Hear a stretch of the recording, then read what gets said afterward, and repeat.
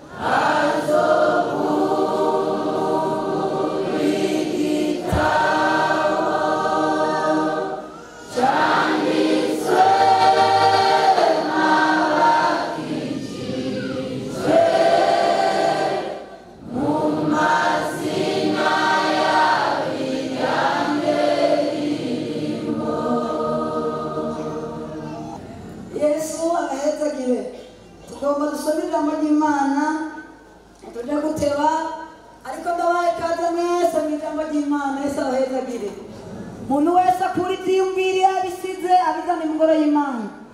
Umuntu wese yumva ibyiyumviro byiwe byaba biri muhira cyangwa biri mu bindi bintu byo mu isi, numva namutumirira kuza kuko yabahombye hamwe yabafashe urugendo akaza mu ngoro y'Imana agaca atahari umuhombe yobarusha abandi kugorwa. Yesu nadufashe.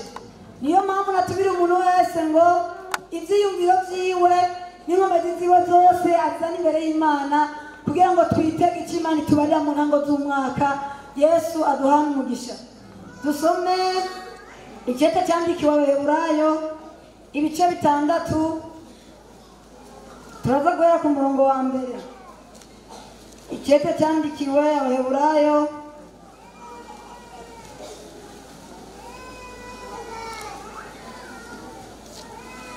ibice 6 n'umurongo wa mbere. Kristo sinaduhana umugisha.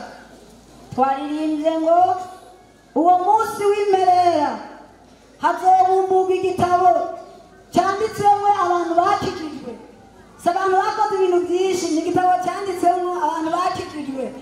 Umuririmbyi yaciye aririmba ngo mu mazina yabo iryanjye rizoba ririmo. Mbega iryatwe nayo rizoba ririmo. Yesu adufashe.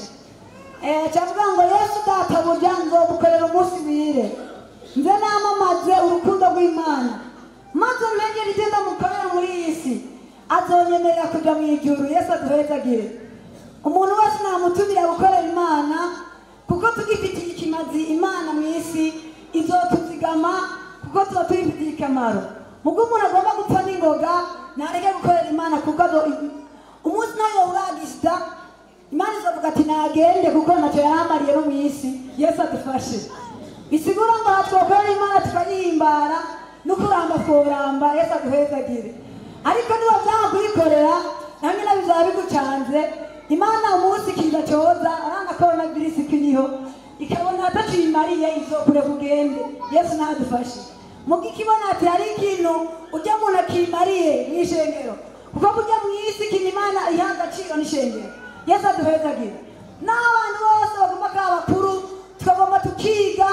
Abantu bose bagaca mu madoktora abantu b'abanyacubahiro bakaba n'abanyabwenge bakomeye. Ibyo Imana cyo biyibariye mu isi ziko hari ishengero gusa hariyo umugeni. Yesu aduhezagire. Bisigura rero ngo tukiriho Yesu tumufitiye akamaro azotwemera kuturinda tugire neza. Yesu aduhezagire. Dusome ijambo ry'Imana ku murongo wa mbere.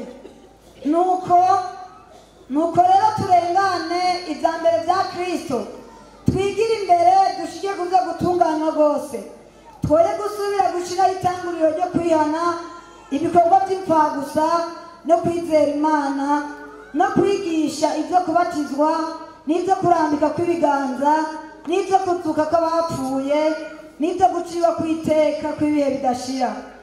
Yesu adutabare.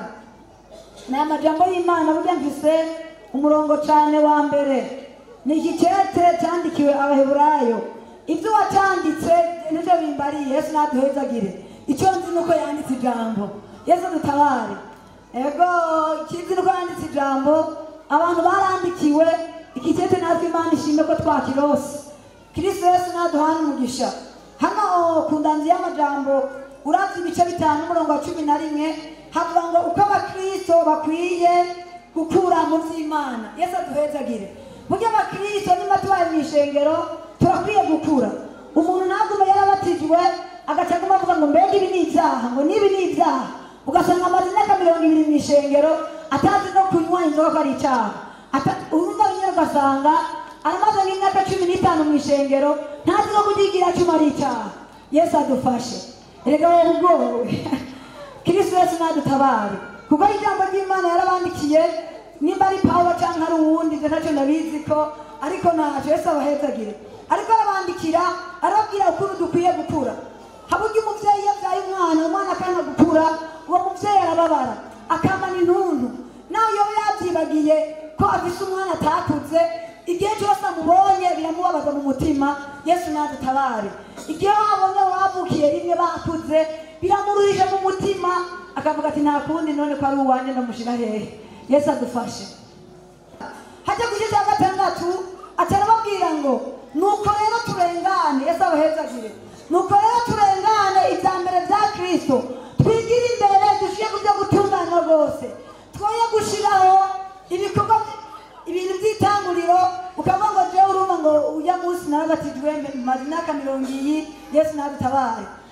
Yavuze ngo twoye gushiraho itanguriro ryo kwihana n'ibikorwa by'impfagusa no kwizera Imana. Yesu abahezagire.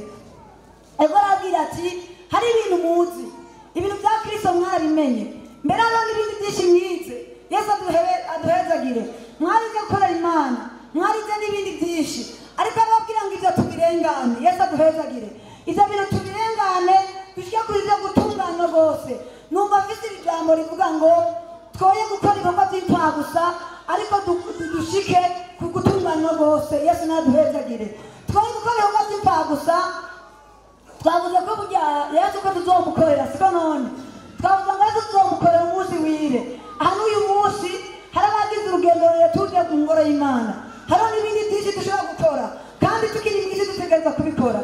Ujya muri Yesu ati nzomukorera umunsi wire, naho imvura izonyagira nzoguma ndamukorera.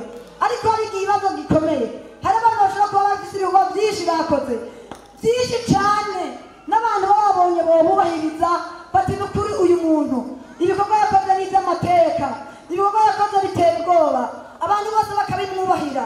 Ariko arabandikira umuntu, arabandikira arababwira ngo nuko rero turenganize. Yesu abahezagire. Nuko rero turenganize ibintu bya mbere bya Kristo, bijya byo wize by'imigenzo ya Pentekote, ibyo bintu dukiye kubirengana tukagera kuri byo gutunganya rwose. Kristo Yesu nadutabare. Haryo usanga umuntu yari mw'ishengero akamenya ibyagezwe 10, mugabo nyine akabimenya mu mutwe, akamenya nuko Yesu yagaragaje ibyo batwigisha mu gice, akabimenya akaba mw'ishengero, akamenya atanda korera Imana no muri korali ndajayo, mugihe ibintu byo gutunganya rwose akabifata ibintu bisanzwe. Kristo Yesu nadutabare. Ikibazo dufite tuzosanga abantu barakoze ibikorwa by'impfagusa, baramubwira ngo akore akabikora nta kibazo, mugabo muri we ibyo gutunganya rwose umutima we ngo utungane biri kure yiwe, ugasanga mu mihere yama n'induru. Yesu adutabare. Ugasanga n'abantu baranyiza tujya muntu ku nzigo yiwe ntusubira. Yesu nadutabare. Mu by'ibikorwa by'Imana abikora neza. Kristo Yesu nadutabare. Ugasanga umuntu nawe wamusaba umunyu nawe yoguhana ukuri, kandi uwo muntu n'umupantekote yicariye ngaho kandi aririmba n'akajwi keza. Yesu nadutabare. Ugasanga umuntu afite ibintu yakoze kera, ntumbaza ko yabikoze atana bose, cyangwa ugasanga yabikoze nk'irindwi na kabiri, agaca yicarana ati nta ngorane, akazoba n'umushinga nawe ushengera n'umuvugabutumwa, akavuga ubutumwa ngo ndabuvuga, mugabo ariko arakora ibikorwa by'impfagusa. Yesu nadutabare. Kuko nitutaja mu ijuru, muri ibyo yavuze ngo ibikorwa byose twakoze nitwatsindwa n'intambara za nyuma bizoca bibiraga iby'abandi, ntaco bizokumarira.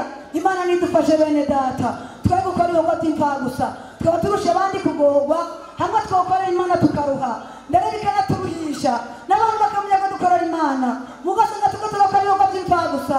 Imana nidutabare bene data dutanga uyu mwaka tugira ubuntu gukora n'ishengero kuko hari abandi batariko barakorana. Kristo Yesu nadutabare. Hari n'abandi batariko barakorana, abandi babapfungiye ahantu ngo barabe kwiga cyo bavako. Yesu nadutabare. Ariko twebwe uyu mwaka twawutangiye dukorana tuza mu ishengero ry'Imana. Urabe ibikorwa wakoze mu myaka iheze, urabe ibintu byose wakoze usubire ubwire controle uvuga ati mbega ibi bikorwa mpande ndakora byandikwa hehe. Ubwo Imana iranzi ubwo si uko byitwa gusa umuntu wese agiye kuvuga gutunganywa rwose. Yesu abahezagire si gutunganywa gusa, ariko twatunganywa tw'abantu b'ishengero gusa, ariko tujye kujya gutunganywa rwose umuntu yisubiremo mu mutima avuga ati mbega abantu tubanye barazi ko nk'ibyo n'ukuri. Yesu nadutabare.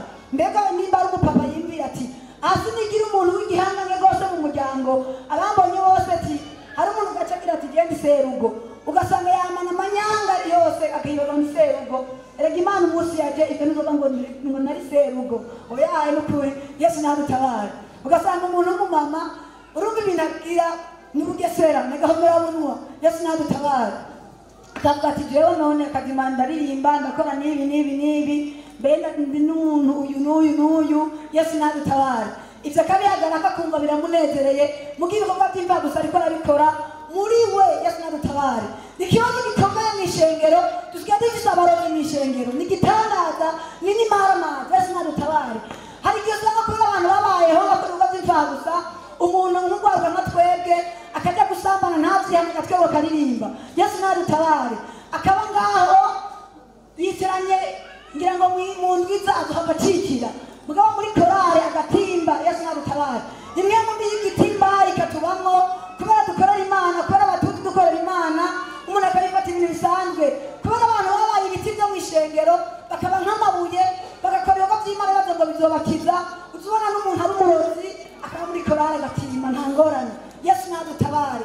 Hari ibintu by'imfagusa uriko urakora nawe waba ukora ibisagute ibyo ntibizogukiza ugasanga umuntu ibikorwa by'imfagusa. Bakundwa bene data, umuntu wese yisubiremo mu ntango z'uyu mwaka yiyumvire ubwo nawe ibikorwa by'imfagusa mpande ndakora nama n'indi. Ugasanga umuntu ari ngaho afite misiyo avuga ati nakahagurukira agatanga gutumura ibintu byiwe. Yesu nadutabare. Abandi akwiye naho uzobikora abakozi Imana bazopfa kubera uwaroze wewe. Yesu nadutabare. Uzogomba ukora ibiki cyangwa ugomba ukora ibintu byose wibaza wewe inabi ni yawe. Ishengero ry'Imana rizokama rihagaze neza kuko Imana yacafise ububasha bwo gusenda inzego z'abadayimoni. Yesu nadutabare. Umuntu wese yibaze mbega ibikorwa mpande ndakora sizi imva gusa, mbega ko ibi bintu mengo sinzi.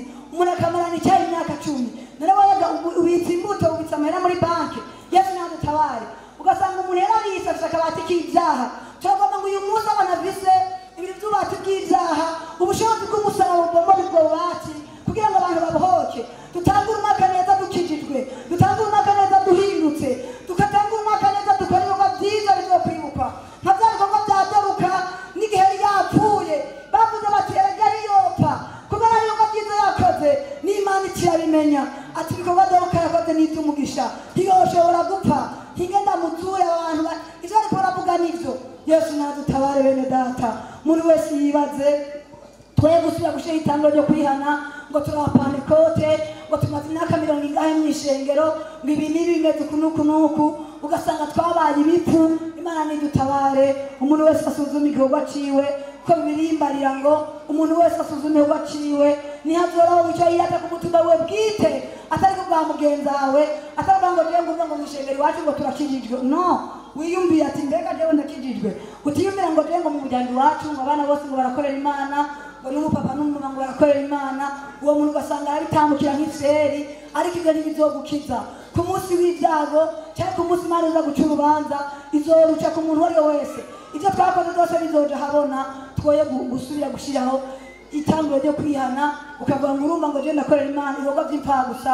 Imana ntizovyihanganira ko murazi ko no ku munsi w'ejo bizoca mu muriro bishe.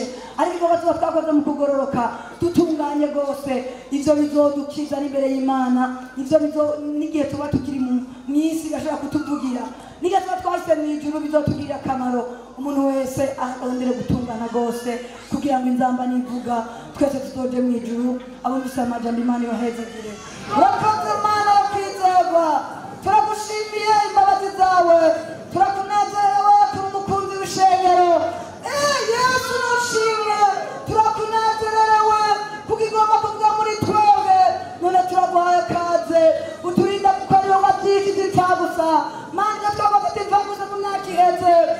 ukatwama twese ukatugendera izuba ry'imbabazi z'Imana rikaturasira kugira ngo dukore ibintu byiza yoga bizokwiruka kugira gutungana rwose kugira ngo uyu mwaka tuza tuwuheze naho izaba yovuga tuzoje mu ijuru urakoze uduheze igihe twese bakazanya turabasengeye ubushobozi bukizanira hano hantu ubwiza bw'Imana bugendagende turagose ubasha bwose bw'ibisigo ibintu by'abasataniste ibintu by'imwemumbi Mana turasanze mwemumbi tuza abantu kumva ijambo imwemumbi tutuma abantu batemera ijambo ndabwiye Yesu ubushobozi bwiwe bukiza bushiye ku muntu wese kuko icyakuzanye no kubohora icyakuzanye no gukiza icyakuzanye no guharira uduhezagire twese mbabazi zawe ziri hejuru y'ishengero mu izina rya Yesu.